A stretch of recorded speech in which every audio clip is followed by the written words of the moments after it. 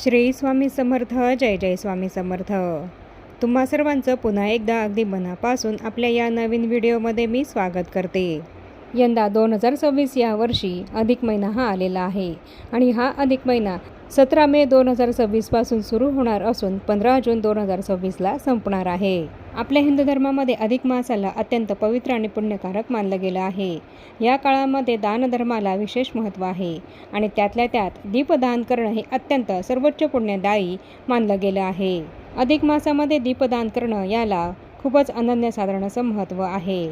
अधिक महिना हा दर 3 वर्षांनी येत असतो आणि अधिक महिन्याला दान करणं हे खूपच महत्त्वाचं आहे. त्यातही दीपदान केल्याने अधिक पुण्य आपल्याला मिळतं आणि म्हणूनच अधिक मासामध्ये आपण दीपदान हे अवश्य करावं. अधिक महिना हा श्रीहरी विष्णूंच्या पूजेसाठी समर्पित आहे आणि म्हणूनच या महिन्याला पुरुषोत्तम मास असं सुद्धा म्हटलं जातं. अधिक मासामध्ये वेगवेगळी व्रत वैकल्य केली जातात. जप तप उपासना केली जाते. या अधिक मासामध्ये आपण जे काही दानधर्म करत असतो तर त्याचे 10 अधिक पटीने आपल्याला पुण्यफळ हे मिळत असते आणि म्हणून या अधिक महिन्यामध्ये जो तो आपापल्या परीने दानधर्म हा करत असतो आणि त्यातच अत्यंत महत्त्वाचं दान आहे ते म्हणजे दीपदान.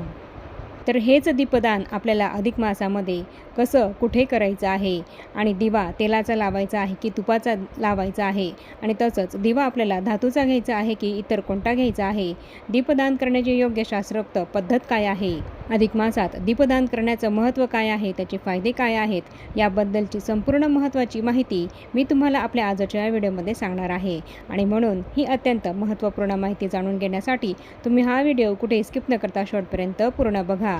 म्हणजे तुम्हाला अधिक मासामध्ये दीपदान करण्याचं महत्त्व काय आहे आणि त्याचे फायदे काय आहेत आणि हे दीपदान आपल्याला कसं आणि कुठे करायचं आहे याबद्दलची संपूर्ण योग्य ती माहिती या व्हिडिओमधून मिळेल आणि तुम्हीसुद्धा त्या पद्धतीने या अधिक मासामध्ये दीपदान हे करू शकाल आणि यामुळे तुम्हाला अनंत पुण्याची प्राप्तीही नक्कीच होईल.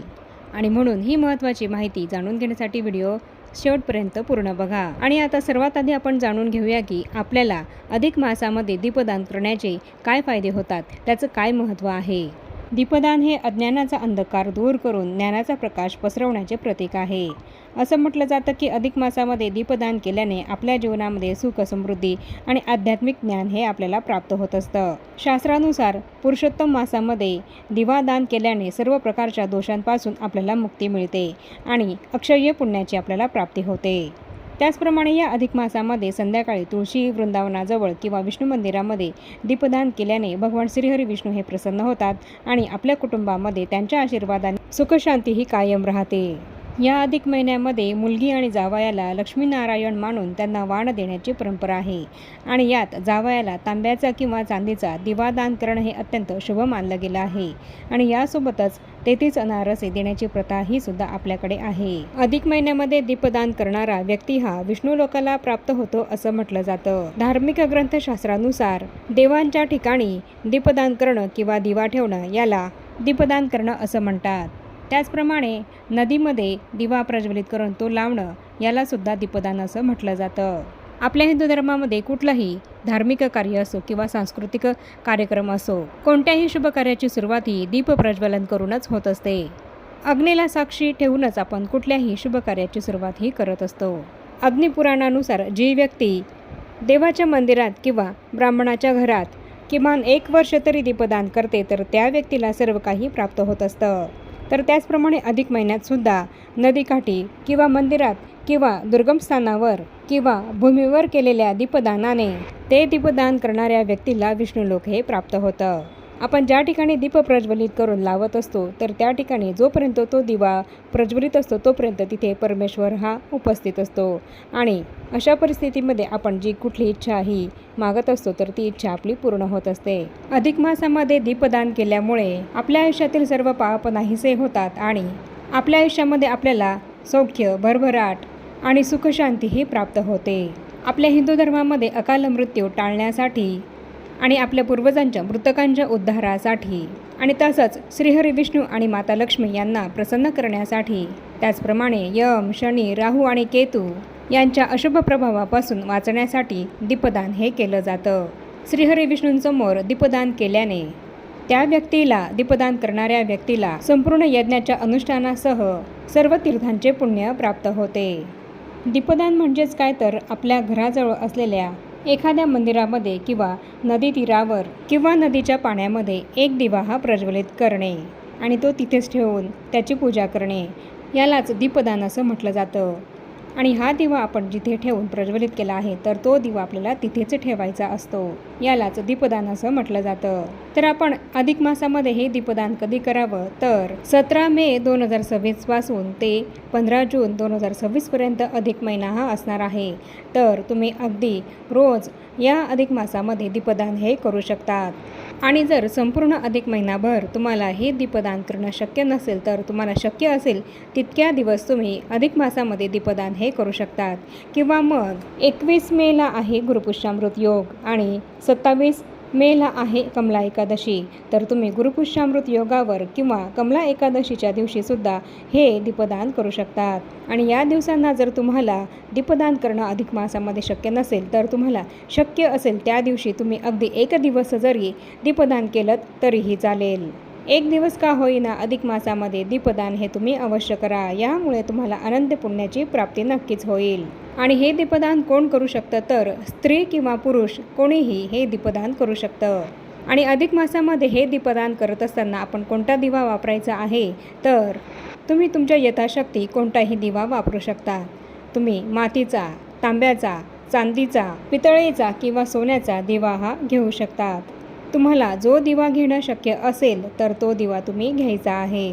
तुम्हाला आवडेल आणि शक्य असेल त्या धातूचा दिवा तुम्ही घेऊ शकतात. कोणत्याही दिव्याचं तुम्ही दीपदान अधिक मासामध्ये करू शकतात. तुम्हाला जर धातूच्या दिव्याचं दान करणं शक्य नसेल तर मग तुम्ही मातीचा दिवा हा दान करू शकतात.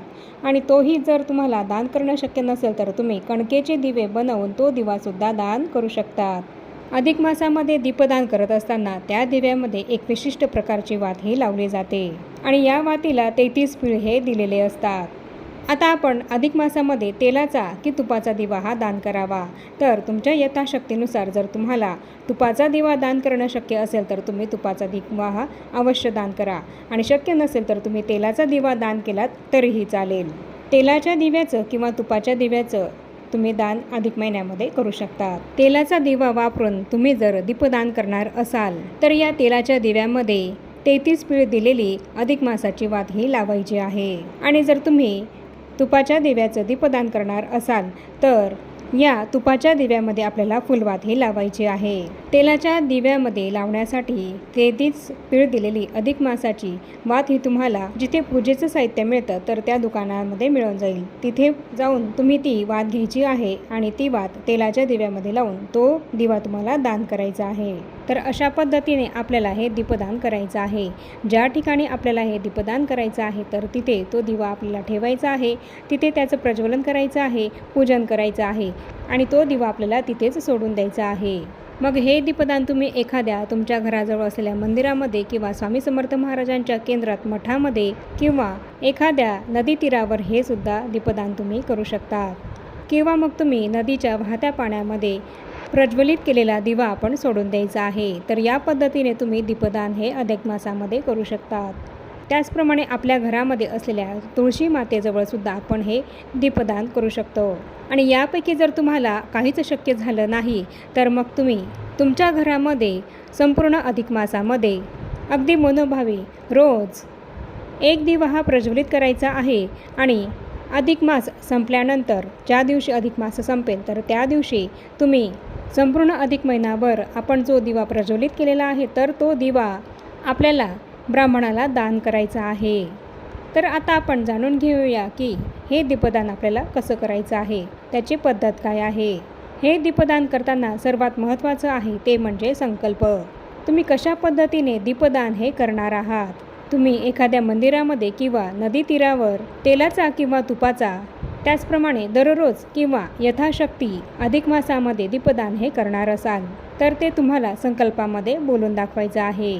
आपल्या उजव्या हातामध्ये थोडंसं पाणी आपल्याला घ्यायचं आहे, त्यामध्ये हळद, कुंकू, अक्षदा ही आपल्याला घ्यायची आहे आणि मनातल्या मनात आपल्याला संकल्प करायचा आहे. आणि जर तुमची एखादी इच्छा असेल तर ती इच्छासुद्धा तुम्ही बोलून दाखवायची आहे.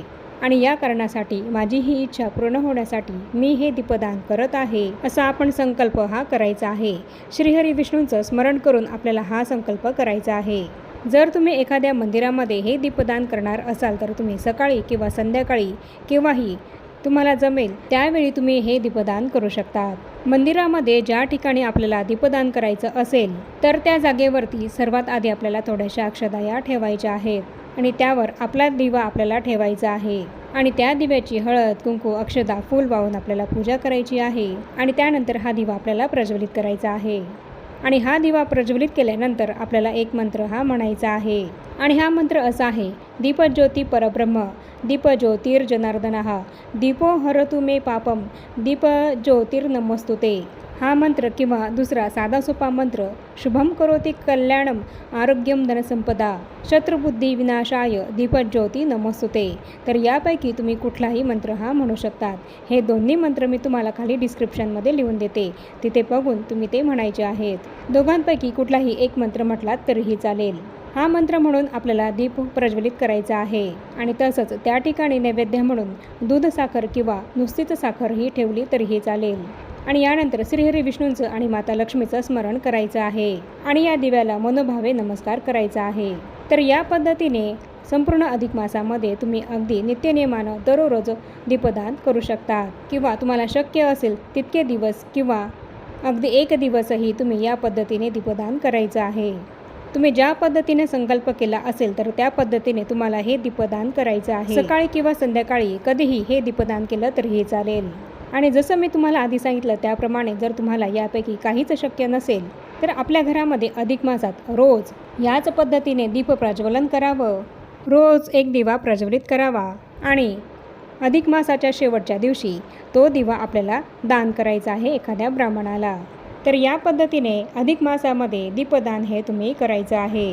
अधिक मासाला दानाचा महिना मानला जातो आणि त्यामध्ये सर्वश्रेष्ठ दान आहे ते म्हणजे दीपदान। अधिक महिन्यामध्ये संपूर्ण महिन्यामध्ये दीपदान केलं तरीही चालतं, पण सगळ्यांना ते शक्य नसेल तर तुम्ही यथाशक्ती तुम्हाला जमेल त्या दिवशी दीपदान हे अवश्य करावं। अधिक मासात दीपदान केल्यामुळे भगवान विष्णूंची कृपा प्राप्त होते आणि तसंच धनप्राप्ती आणि पुत्रप्राप्तीसुद्धा होते असं म्हटलं जातं। सौभाग्यवती स्त्रियांनी हे दीपदान केलं तर त्यांना अखंड सौभाग्य हे प्राप्त होतं आणि त्याचप्रमाणे आपल्या सर्व इच्छा मनोकामनासुद्धा पूर्ण होतात आणि म्हणून याच पद्धतीने तुम्ही संपूर्ण अधिक महिन्यामध्ये तुम्हाला जमेल तेव्हा किंवा संपूर्ण अधिक महिना दीपदान हे अवश्य करावं। आणि आता या छोट्याशा माहितीसह आपण आपला आजचा हा व्हिडिओ इथेच थांबवूया आणि भेटूया पुन्हा अशाच नवीन एका माहितीपूर्ण आणि महत्त्वपूर्ण व्हिडिओसोबत। तोपर्यंत सर्वांना श्री स्वामी समर्थ।